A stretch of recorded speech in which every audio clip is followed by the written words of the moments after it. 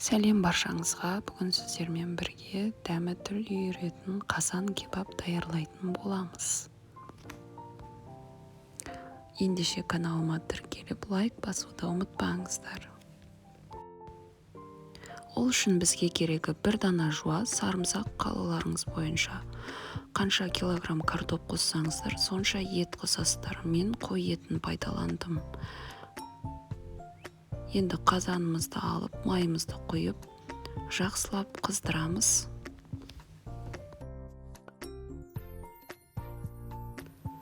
Майымыз жақсы қызғаннан соң картопымызды жаймендеп саламыз. Қатты қызарғанша қуыратын боламыз.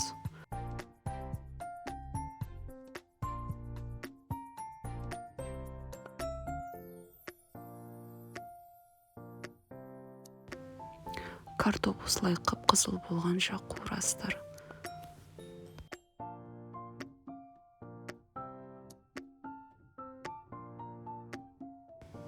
Барлық картоптарыңызды қуырып болғаннан соң осылай бетіне тұз сеуіп араластырып қоясыздар. Себебі тұз картопқа әдемі сіңетін болады.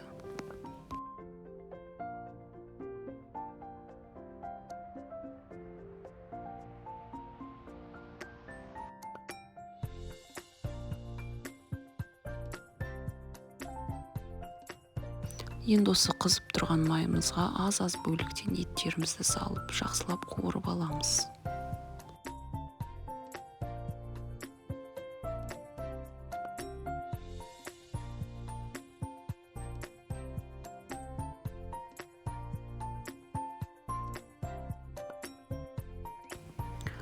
Етімізді, картопымызды қуырып болған соң, майымыздың жартысынан көп бөлшегін алып, жуамызды салып, кішкене қуырасыздар.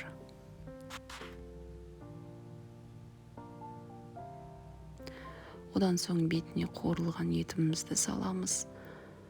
Дәміне қарай тұзымызды, дәмдеуішімізді және де зира қосамын. Дәмдеуіштен мен кебапқа арналған дәмдеуішті қостым.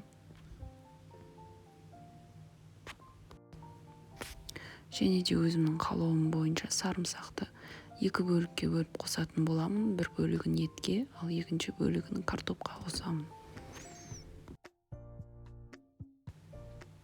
Етіміздің үстінен картопымызды саламыз. Оған орай жәңілдегі дәмдеуішімізді, сарымсағымызды қосатын боламыз.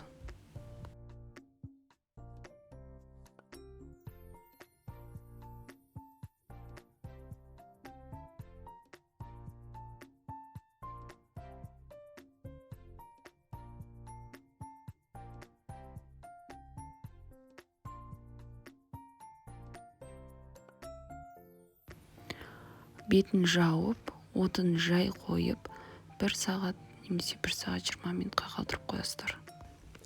40 минут өткеннен соң қазанымды ашып, картоптарымды аударып қоямын. Себебі бетіндегі тұз, дәмдеуіш, сарымсақ барлығы жақсылап сіңу үшін.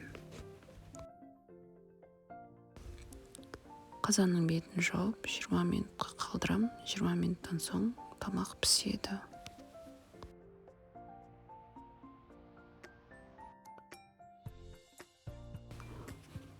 Мінеки тағамымыз дайын.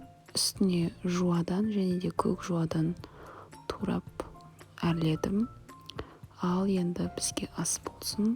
Менің каналыма тіркеліп лайк басуды ұмытпаңыздар.